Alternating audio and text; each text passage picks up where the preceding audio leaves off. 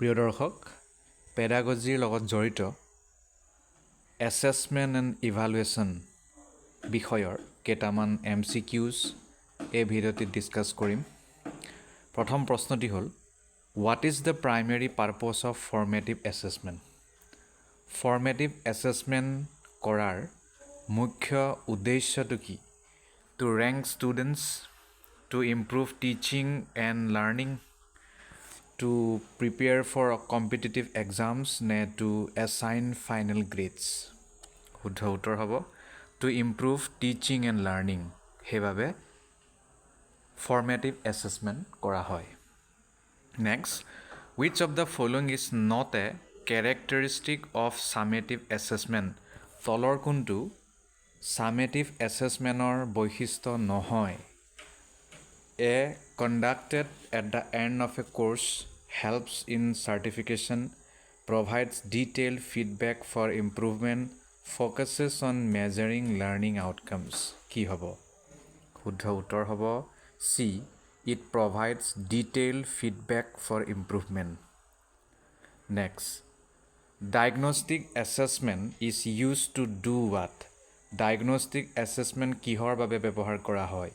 Evaluate the final learning outcomes, identify students' prior knowledge and learning difficulties, rank students in the classroom, নে create classroom test? শুদ্ধ উত্তৰ হ'ব to identify students' prior knowledge and learning difficulties. Next, which of the following is an example of a norm reference test? তলৰ কোনটো norm reference testৰ এটা উদাহৰণ হয়? Grading based on a curve, self-assessment by students, evaluating against specific learning objectives, নে competency-based assessment? Which of the following is an example of a norm reference test? শুদ্ধ উত্তৰ হ'ব grading based on a curve. Next question. In pedagogy, a rubric is used for what? Pedagogy rubric কিহৰ বাবে ব্যৱহাৰ কৰা হয়? Scheduling a class timetable, setting examination rules, providing a framework for evaluating performance, conducting entrance test. শুদ্ধ উত্তৰ providing a framework for evaluating performance. Next, what type of question is most suitable for assessing higher order thinking skill? কেনে ধৰণৰ প্ৰশ্ন বহুত বেছি ভাল হয় যেতিয়া আমি হায়াৰ অৰ্ডাৰ থিংকিং স্কিলক এছেছ কৰিবলৈ যাওঁ? Multiple choice questions, true/false questions, open-ended questions, নে fill in the blank questions? শুদ্ধ উত্তৰ open-ended questions. Next, which of these assessments promotes self-reflection in student? তলৰ কোনটো এছেছমেণ্টৰ দ্বাৰা ষ্টুডেণ্টে নিজৰ self-reflectionটো কৰাত সহায় হয়? Peer assessment, formative assessment, summative assessment, নে self-assessment? শুদ্ধ উত্তৰ self-assessment. Next, what is the meaning of reliability in an assessment? Assessmentত যদি আমি reliabilityৰ কথা কওঁ ই কি বুজায়?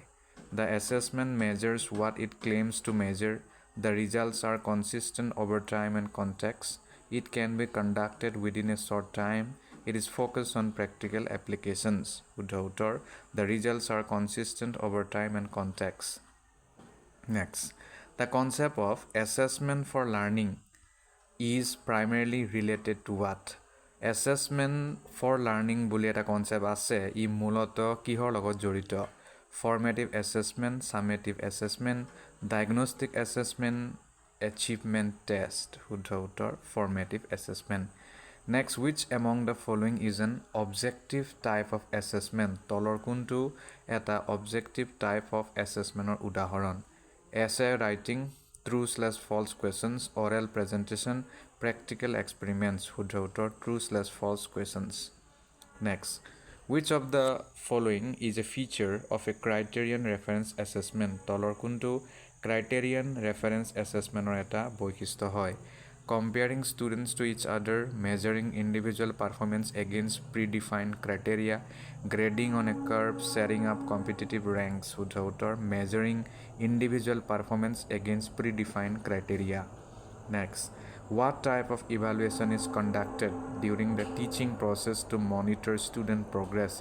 কেনে ধৰণৰ evaluation কৰা হয় যেতিয়া আমি টিচিং প্ৰচেছত ষ্টুডেণ্টৰ প্ৰগ্ৰেছটো মনিটৰ কৰিবলৈ যাওঁ summative evaluation diagnostic formative norm reference শুদ্ধ উত্তৰ formative evaluation next which of the following assessments helps identify gifted students তলৰ কোনটো এছেছমেণ্টৰ দ্বাৰা ষ্টুডেণ্টৰ ভিতৰত যদি কিবা গিফটেড টেলেণ্ট আছে তাক আইডেণ্টিফাই কৰিব পৰা যায় formative assessment summative assessment diagnostic assessment and standardized assessment শুদ্ধ উত্তৰ diagnostic assessment next the concept of construct validity in assessment refers to what assessmentor প্ৰসংগত construct validity বুলি এটা concept আছে ই কি বুজায় the consistency of results how well an assessment measures what it is intended to measure whether the assessment is feasible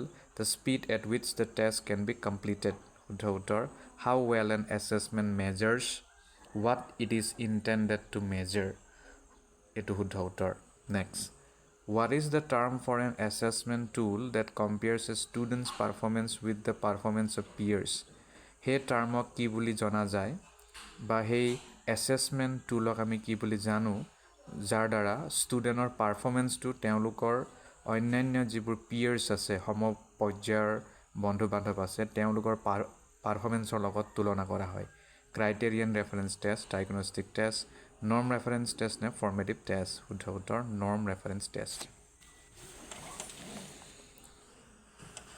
পৰৱৰ্তী প্ৰশ্ন what type of assessment is primarily used to provide feedback for improving learning and instruction তলৰ কোনটো assessment প্ৰক্ৰিয়া আমি ব্যৱহাৰ কৰিব লাগে মূলত যাতে লাৰ্নিং আৰু ইনষ্ট্ৰাকচন আমি ইমপ্ৰুভ কৰিব পাৰোঁ summative assessment formative assessment diagnostic assessment standardized test formative assessment peer assessment involves what teachers evaluating students evaluating their own work students evaluating each other's work external experts evaluating students performance শুদ্ধ উত্তৰ students evaluating each other's work next the backwash effect in evaluation refers to what backwash effect বুলি এটা concept আছে পেডাগজিত বিশেষকৈ ইভালুৱেশ্যনৰ প্ৰসংগত গতিকে ই কি বুজায় negative influence of assessment on teaching and learning feedback provided after evaluation the comparison of students results over time revision of curriculum based on evaluation শুদ্ধ উত্তৰ negative influence of assessment on teaching and learning next a test is considered fair if আমি এটা টেষ্টক fair বুলি কওঁ কেতিয়া it includes difficult questions to challenge students it gives all students an equal opportunity to succeed it is lengthy to cover all topics it penalizes students for wrong answers it gives all students an equal opportunity to succeed next which of the following assessments is most useful for evaluating practical skills যদি আমি ষ্টুডেণ্টৰ মাজত practical skill evaluate কৰিব বিচাৰোঁ তেতিয়াহ'লে তলৰ কোনটো assessment খুব বেছি প্ৰয়োজন হ'ব oral exams multiple choice test performance based assessment এছে ৰাইটিং শুদ্ধ উত্তৰ performance based assessment next what is the key advantage of using open-ended questions in assessment open-ended question যদি আমি এছেছমেণ্টত ব্যৱহাৰ কৰোঁ ইয়াৰ মূল এডভান্টেজটো কি সুবিধাটো কি They are quick to evaluate. They allow students to express their understanding in depth. They are free from subjectivity in evaluation. They eliminate the need for rubrics. They allow students to express their understanding in depth. Next, a teacher assesses students by observing their behavior and participation during a group activity. This type of assessment is called what? এজন শিক্ষকে ষ্টুডেণ্টক assess কৰে তেওঁৰ behaviour চাই আৰু কেনেকৈ তেওঁ activity কৰিছে group পাৰ্টিচিপেশ্যনত বা বিভিন্ন পাৰ্টিচিপেশ্যনত গতিকে তেনে এছেছমেণ্টক আপুনি কি ক'ব diagnostic assessment observation based assessment standardize assessment norm reference assessment শুদ্ধ উত্তৰ observation based assessment next Which of the following is an example of formative assessment? তলৰ কোনটো formative assessment or এটা উদাহৰণ? Annual examinations, weekly quizzes, national level standardized test, final project submission. শুদ্ধ উত্তৰ weekly quizzes. Next, Bloom's taxonomy is primarily used in assessment to what? Bloomsৰ যিটো taxonomy বুলি concept আছে এটো primarily ব্যৱহাৰ কৰা হয় কেনে ধৰণৰ মানে কি assessmentৰ বাবে? Develop test administration guidelines, set benchmark for grading, classify learning objectives into cognitive levels, design test formats for summative assessment. শুদ্ধ উত্তৰ classify learning objectives into cognitive levels. Next, when a student evaluates their own work, it is referred to as what? যেতিয়া student এজনে নিজে নিজৰ কাৰ্যক evaluate কৰে বা মূল্যায়ন কৰে তাক আপুনি কি ক'ব? Peer evaluation, teacher led evaluation, self assessment নে summative evaluation? Self assessment বুলি কোৱা যাব. Next, the process of identifying the strengths, weakness, opportunities and threats of a student's learning progress is known as what? যেতিয়া এজন ষ্টুডেণ্টে শিকি থাকে তেতিয়া সেই সম্পূৰ্ণ প্ৰক্ৰিয়া যদি আমি তেওঁৰ ষ্ট্ৰেংথ কি উইকনেছ কি অপৰচুনিটি কি থ্ৰেট কি সেইবোৰৰ বিষয়ে জানিব বিচাৰো তেতিয়াহ'লে তাক আপুনি কি ক'ব? SWOT analysis, formative evaluation, diagnostic assessment, performance appraisal. শুদ্ধ উত্তৰ SWOT analysis. Next, which assessment tool is best suited for evaluating creative writing skills? তলৰ কোনটো creative writing skills evaluate কৰিবলৈ ভাল হয়? কোনটো tool, assessment tool? MCQs, rubrics, true false questions, objective tests. শুদ্ধ উত্তৰ rubrics. Next, which among the following is not a function of assessment in education? তলৰ কোনটো assessmentৰ কাৰ্য নহয় শিক্ষাৰ ক্ষেত্ৰত? Promoting competition among students, monitoring learning progress, providing feedback to learners and teachers, improving teaching strategies. শুদ্ধ উত্তৰ promoting competition among students. Next, the reliability of an assessment tool refers to what? Reliability of an assessment tool বুলি ক'লে কি বুজায়? Ability to measure what it is intended to measure, consistency of results over time, relevance to the curriculum, practicality of use. শুদ্ধ উত্তৰ consistency of results over time. Next, the term authentic assessment refers to what? Authentic assessment কি বুজায়? A, test conducted in controlled environments. B, assessments based on real world tasks and scenarios. C, exams with only objective type questions. D, peer reviewed test papers. শুদ্ধ উত্তৰ assessments based on real world tasks and scenarios. Next, the feedback loop বুলি concept এটা আছে assessmentত ই কি লক্ষ্য লৈ মানে এটো কৰা হয়? Rank students for competitive purposes, provide guidance for improvement in learning, compare student achievements across schools, evaluate the effectiveness of the curriculum. শুদ্ধ উত্তৰ provide guidance for improvement in learning. Next, which of the following is not an example of informal assessment? তলৰ কোনটো informal assessmentৰ এটা উদাহৰণ নহয়? Teachers' observation during class activities, verbal questioning during a lesson, classroom discussions, a mid-term examination. শুদ্ধ উত্তৰ a mid-term examination. Next, what is the primary focus of competency-based assessment? Competency-based assessment or primary focus to কিহত থাকে? Ranking students based on scores, measuring mastery of specific skills or knowledge, evaluating against a norm group, testing general intelligence. শুদ্ধ উত্তৰ measuring mastery of specific skills or knowledge. Next, what is an essential feature of a rubric in assessment? Rubricor এটা essential feature কি হয় assessmentত? It consists only of marks or grades. It defines performance levels for specific criteria. It excludes qualitative feedback. It is used for objective type questions only. শুদ্ধ উত্তৰ it defines performance levels for specific criteria. Next, an assessment that allows students to use books and reference materials during the test is called what?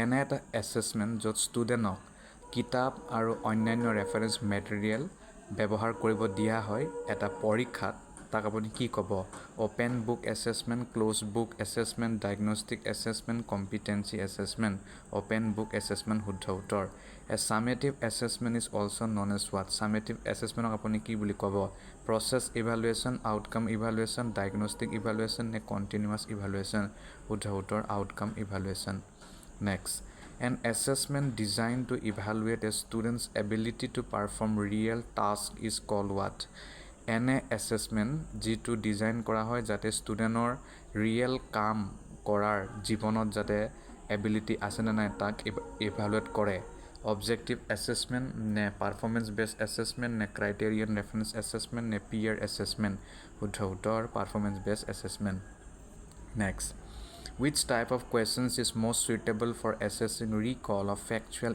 information?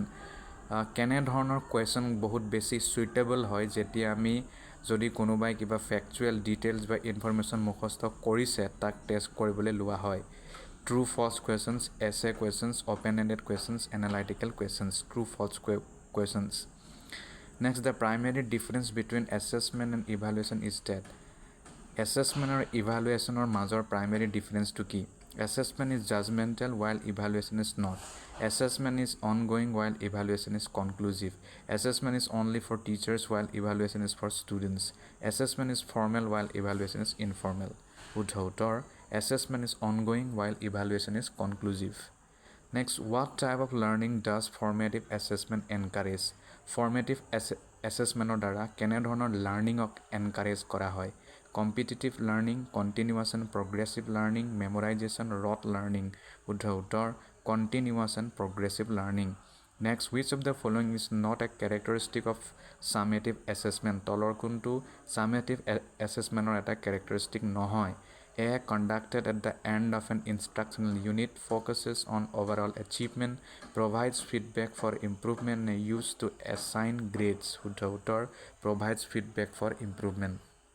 Next, a good assessment tool must be এটা ভাল assessment tool কেনেকুৱা হ'ব লাগে valid and reliable simple and subjective norm reference and subjective long and detailed শুদ্ধ উত্তৰ valid and reliable next the primary goal of diagnostic assessment is to what Diagnostic assessment কৰাৰ primary goal to কি rank students in order of performance identify specific learning gaps and difficulties summarize the knowledge gain evaluate teachers performance শুদ্ধ উত্তৰ identify specific learning gaps and difficulties next an example of norm reference assessment is norm reference assessment এটা উদাহৰণ কোনটো হয় তলৰ grading students based on individual performance comparing students score with a class average allowing students to self-assess evaluating skills using rubrics শুদ্ধ উত্তৰ comparing a student's score with a class average next which type of assessment involves comparing a student's performance to a standard or benchmark তলৰ কোনটো assessment ষ্টুডেণ্টৰ পাৰফৰ্মেঞ্চটো compare কৰা হয় এটা standard আৰু বেঞ্চমাৰ্কৰ লগত criterion reference assessment summative assessment diagnostic assessment norm reference assessment criterion reference assessment শুদ্ধ উত্তৰ next the primary benefit of portfolio' assessment is what portfolio' এছেছমেণ্টৰ প্ৰাইমেৰী বেনিফিটটো কি it focuses only on objective evaluation it encourages competition among peers. It showcases the learner's progress over time. It provides immediate feedback. It showcases the learner's progress over time. Next, a test with a high level of content validity ensures that এটা test য'ত হাই level of content validity আছে ই কি নিশ্চিত কৰে The test measures what it intends to measure. The test includes all relevant topics in proportion to their importance. The test produces consistent results. The test is simple to administer. The test includes all relevant topics in proportion to their importance. Next. Which of the following is an example of a summative assessment? তলৰ কোনটো summative assessmentৰ এটা উদাহৰণ Classroom discussion, homework assignment, end of term examination, peer feedback during group work. শুদ্ধ উত্তৰ end of term examination. Next, formative assessments are typically used to what? Formative assessment সাধাৰণতে কিয় ব্যৱহাৰ কৰা হয়? Assign grades at the end of a term, identify learning gaps during the learning process, compare students to a standardized norm, summarize overall student performance শুদ্ধ উত্তৰ identify learning gaps during the learning process. Next, the purpose of peer assessment is to what? Peer assessment কৰাৰ মুখ্য উদ্দেশ্যটো কি? Identify teacher effectiveness, allow students to evaluate their own work, encourage collaborative learning by assessing each other's work, provide standardized grades শুদ্ধ উত্তৰ encourage collaborative learning by assessing each other's work. Next, which type of test provides insights into students' readiness for a particular course or grade level? তলৰ কোনটো টেষ্টে এইটো কথা জুখি চাবলৈ চেষ্টা কৰে যে ষ্টুডেণ্ট কিবা এটা কোৰ্ছ বা গ্ৰেড লেভেলৰ বাবে ৰেডি হয় নে নহয়? Summative test, diagnostic, placement, criterion reference test, placement test শুদ্ধ উত্তৰ constructed response assessment are best exemplified by constructed response assessment তলৰ কোনটো অপশ্যনৰ দ্বাৰা ভালকৈ এক্সেম্প্লিফাইড হৈছে? MCQs, true false questions, essay type questions, matching questions শুদ্ধ উত্তৰ essay type questions. Next, the reliability of a test can be checked by reliability of a test কেনেকৈ check কৰিব পাৰোঁ? Administering it to the same group multiple times, ensuring it is aligned with curriculum standards, conducting it in a controlled environment, including multiple choice questions শুদ্ধ উত্তৰ administering it to the same group multiple times. Next, what is the most important feature of performance based assessment? Performance based assessmentor মুখ্য বৈশিষ্ট্যটো কি? Focuses on theoretical knowledge, measures application of knowledge through task, evaluates against peers' performance, relies only on multiple choice questions শুদ্ধ উত্তৰ it measures application of knowledge through task. Next, rubrics in assessment are useful because they rubrics assessment খুব বেছি লাভদায়ক হয় কাৰণ grade automatically provide detailed criteria for evaluation, are subjective and flexible, simplify the assessment process by removing guidelines শুদ্ধ উত্তৰ it provides detailed criteria for evaluation. Next, standardized tests are characterized by what? Standardized test বৈশিষ্ট্যটো কি? Uniformity in administration and scoring, use of essay type questions, focus on open-ended feedback, adaptability to individual student needs শুদ্ধ উত্তৰ uniformity in administration and scoring. Next, a test that evaluates students' learning at the end of a chapter is an example of what? এনে test য'ত ষ্টুডেণ্টৰ লাৰ্ণিঙক evaluate কৰা হয় chapter এটা শেষ হোৱাৰ পিছত সেইটো কিহৰ উদাহৰণ? Diagnostic assessment, diagnostic, summative, formative, norm reference শুদ্ধ উত্তৰ summative. Next, continuous and comprehensive evaluation CCE in short form ই কিহত গুৰুত্ব দিয়ে? গ্ৰেডিং বেছ solely on exams, holistic assessment of cognitive, emotional and psychomotor domains, eliminating all forms of assessments, only assessing the psychomotor domain শুদ্ধ উত্তৰ holistic assessment of cognitive, emotional and psychomotor domains.